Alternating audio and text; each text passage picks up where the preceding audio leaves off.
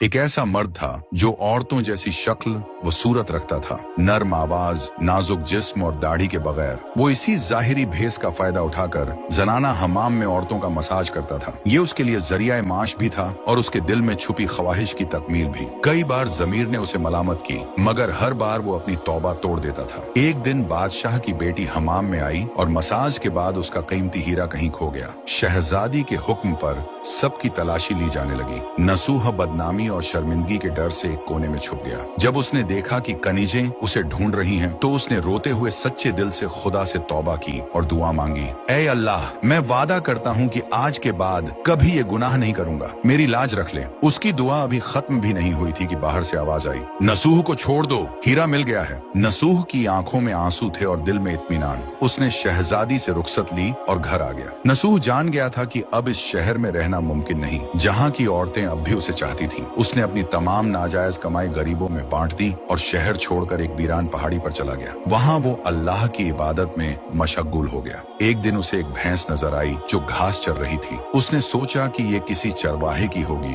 और जब तक उसका मालिक न आए वो इसकी देखभाल करेगा। कुछ दिन बाद एक तिजारती काफिला रास्ता भूलकर वहाँ पहुंचा। प्यास की शिद्दत ताजिरों को नसूह ने अपनी भैंस का दूध पिलाया और सबको सैराब कर दिया। नसूह के अच्छे अखलाकन से मुतासिर होकर ताजिरों ने जाते हुए उसे बहुत सारा माल बतौर तोहफा दिया। नसूह ने इन पैसों से वहाँ एक कुआं खुदवा दिया। आहिस्ता आहिस्ता उस कुएं के इर्द गिर्द लोग बसने लगे और इमारतें बनने लगी।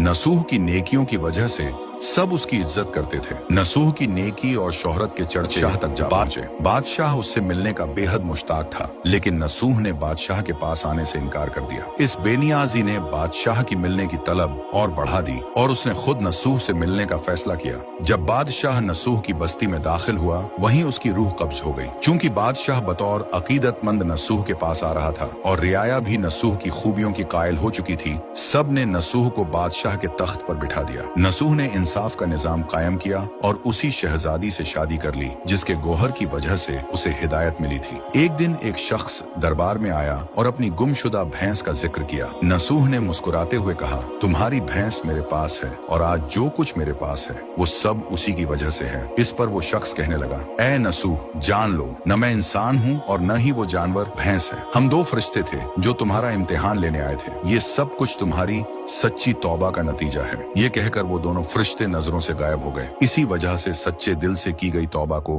तौबा नसूह कहते हैं।